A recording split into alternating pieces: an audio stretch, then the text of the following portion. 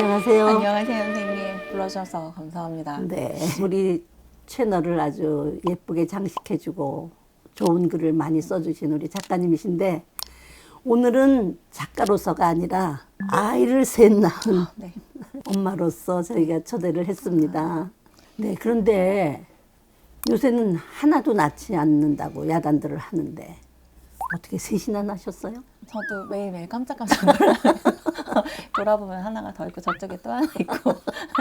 네, 한 번도 결혼하기 전에 나는 새 아이의 엄마가 되어야지라고 꿈을 꿔본 적이 없는데 셋째를 가졌을 때 주변에서 뭐라고들 하셨어요?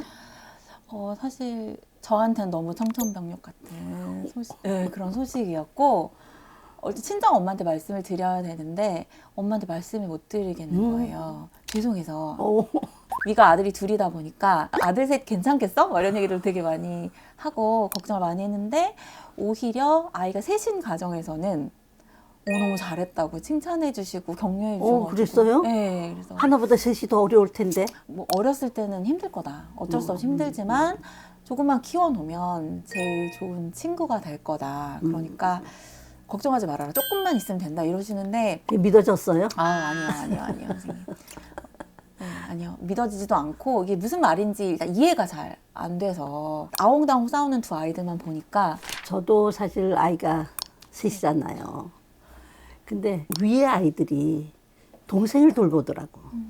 그러니까 엄마가 아이가 하나 있으면 그 아이하고 계속 지내야 되는데 형들이 있으니까 동생을 돌보는 그런 기회가 와서 오히려 엄마를 편하게 해주는 그런 시간도 있더라고요. 예를 들면 그때 이제 셋째 아이가 한 3살, 4살 요럴 정도 됐는데 나는 바빠 죽겠는데 그냥 저하고 놀자고 또 막 떼를 쓰고 야단을 해서 이거 어떻게 할 줄을 모르고 이건 해야 되고 아이는 봐달라고 야단하고 그래서 쩔쩔매고 있었더니 근데 그때 첫째가 이렇게 오더니 얘 손을 이렇게 잡고 엉아가 그림 그려줄게 그러면서 이렇게 데려가더라고요.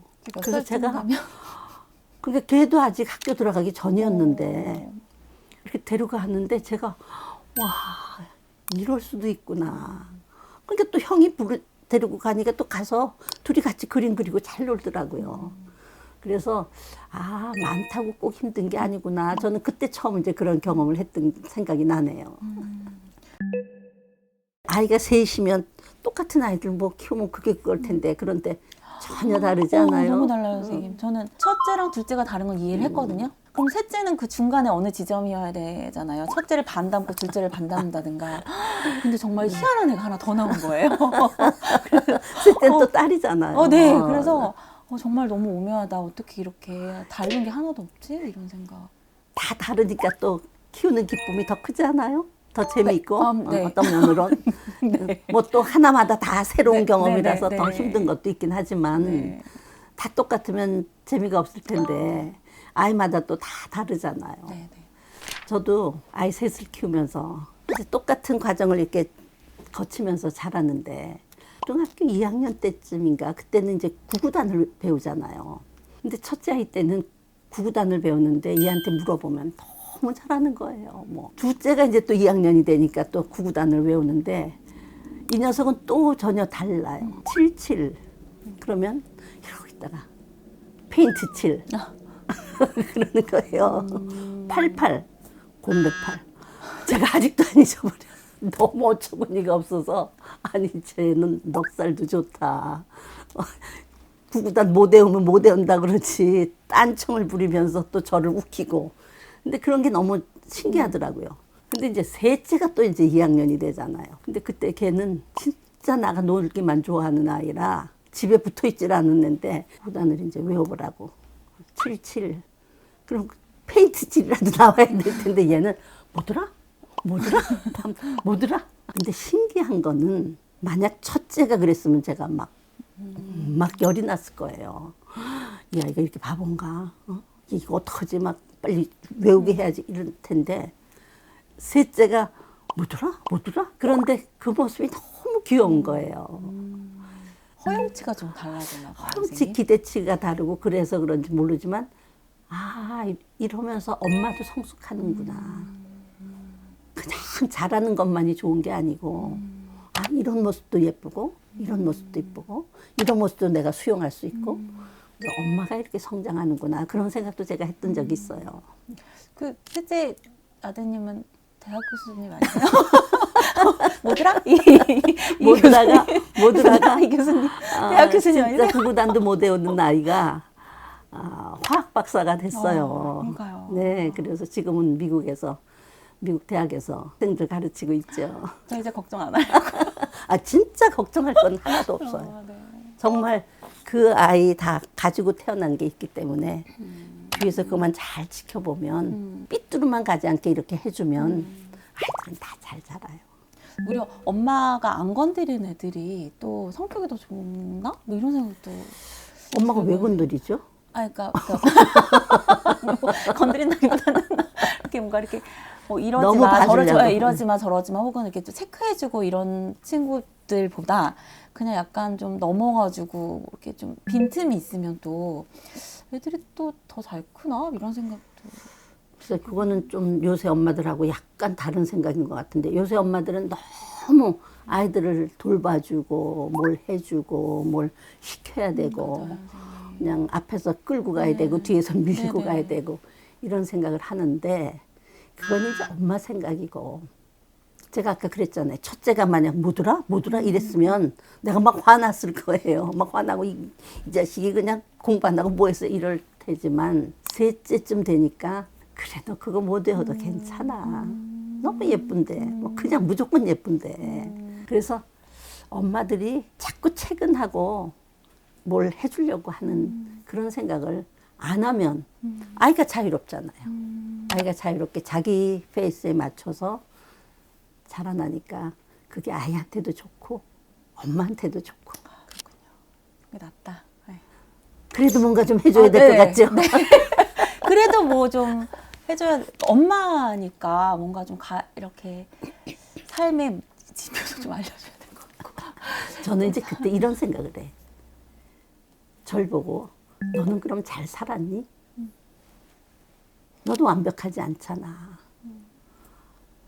근데 완벽하지 않으면서 뭘 아이들한테 완벽하라고 기대해. 네 인생도 그런데 아이는 네 방식대로 끌고 간다고 그게 잘하는 걸까? 그런 생각을 저는 가끔 했어요. 아이들은 내팽개 쳐놨다고 생각할런지 모르지만 저는 내가 이 아이들을 내 방식으로 끌고 가면 나만큼 밖에는 안 되지 않냐. 완벽하지 못한 엄마가 그 아이를 끌고 가서 또 이상하게 만드는 것보다는 그 아이의 그 가능성을 그냥 우리가 좀 지켜보면 그게 더 잘하는 일이 아닌가. 저는 그런 생각을 하기 때문에 이제 어머니들이 자꾸 뭘 시키면 좋아요, 언제 하면 좋아요 이런 말을 하면 좀 답답해요. 그냥 가만히 있으면 되는데. 가만히 제일 힘든 것 같아요. 가만히가 제일 너무 힘든 힘들죠. 것 같아요, 선생님.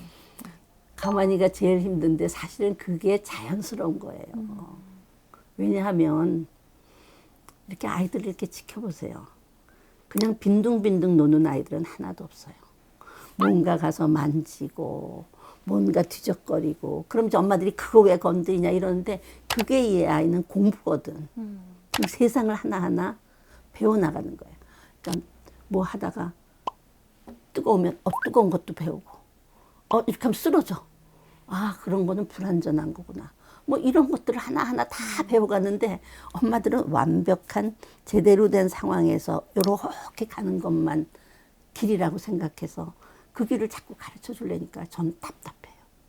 그러니까 뭔가 그 길을 가이드는 못 해줘도 제가 실패했던 그 어떤 그 지점에서 아이가 똑같이 실패하지 않게 뭔가 좀 장애물도 치워주고 싶고 막 미리 너 저기 가면 장애물 있다 넘어가지 이렇게 조심해 막 이런 얘기를 해주는 게 엄마 역할이 아닌가 이런 생각을 되게 많이 하게 되는 것 같아요. 장애물을 치워주지 말고 장애물을 넘어가게 해줘야죠. 제가 독일에 갔을 땐가 유치원을 갔는데 아이들 노는 그 마당에 막 울퉁불퉁하는 데가 막 있어. 참 위험하잖아요. 네. 그런데 선생님들 얘기가 이 아이들이 이런 걸 경험해 봐야 된다. 그냥 편안한 모래놀이 이게 아니라 그냥 막 돌도 있고 막 이런 데가 아이들이 막 나가서 노는 거예요. 그래서 우리하고 이렇게 생각이 다르구나. 저희는 진짜 걸리는 거 하나도 없이 싹 다 치워주는. 깨끗하게 해놓고 거기서 아이들이 동글동글하게 편안하게 해주고, 노는 예. 거였는데 거긴 정말로 저기 가다 미끄러질 수도 있고 넘어질 수도 있는데 그거 애들 경험하게 해줘야 된다. 그래서 제가 그때 참 많이 감동적이었던 생각이 나거든요. 그러니까 우리가 엄마들이 다 좋은 환경을 만들어주는 게 좋다고 생각하는 게 우리나라 엄마들의 특징인 것 같아요. 외국 엄마들은 안 그러시나요? 안 그러더라고요. 오. 아니 만약 엄마들이 그걸 반대한다면 유치원에서 그렇게 못하죠. 그러네요. 교육을 그렇게 못하는데 네, 네. 이제 우리나라는 이래. 저는 유치원 가서 제일 답답한 게 아이들 하나하나 크레파스가 다 있어. 뭐든지 다 애들 숫자대로 있어야만 그게 좋은 유치원, 시설이 좋고 구비를 잘 해놓은 유치원이라고 생각하는데 전 그런 거 볼 때마다 너무 답답해요.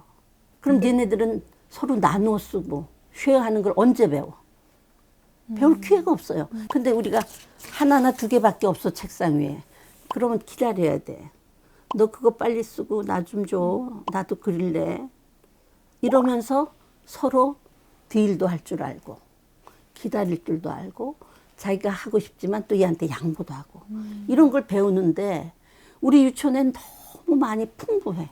사실 아이가 많으면 힘들다고 생각하는 점이 아이별로 뭔가를 사줘야 되거나 뭔가를 구비해 놔야지 된다라고 사실은 생각해서 갖게 되는 부담감이 되게 크거든요, 선생님. 그렇죠. 그러니까 애 셋이니까 나는 세 배로 뭘 네, 해야 된다라고 네. 생각하는데 혼자 크는 애는 그게 자기 혼자만 쓰지만 셋이 크는 아이들은 셋이서 나누어야 돼. 그럼 엄마가 보기에는 좀 마음이 짠하잖아. 그냥 하나씩 다른 애들처럼 이렇게 가지면 얼마나 좋을까. 그런데 그때 그 모자란 거는 그런 결핍은 아이들에게 결핍이 안 돼요. 오히려 배운다니까. 서로 형제끼리 나눠 쓰는 거 배우고 도와주고 이런 거를 우리가 자연스럽게 배울 수 있으니까 셋을 낳은 건 잘한 거예요. 감사합니다. 칭찬받고.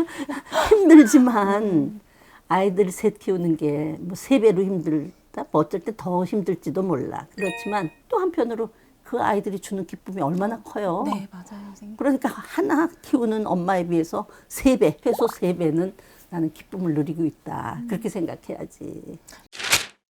하버드 보냈던 엄마 얘기였구나. 하버드. 기승전 칭찬. 너무 좋은데요. 둘은 나세요, 셋은 나세요, 더 많이 나세요 하는데 TV를 보면 또 문제인 아이들의 모습들이 너무 많이 나와서 좀 무섭기도 한 것 같아요. 그냥 잘못될 것 같아서 불안한 건데 엄마가 생각하지 못했던 정말 대단한 아이로 성장할 수 있잖아. 뭐 10분 떼어낼 거는 많겠지. 두 편이 될까 봐 걱정이죠. 두 편이 될까 봐.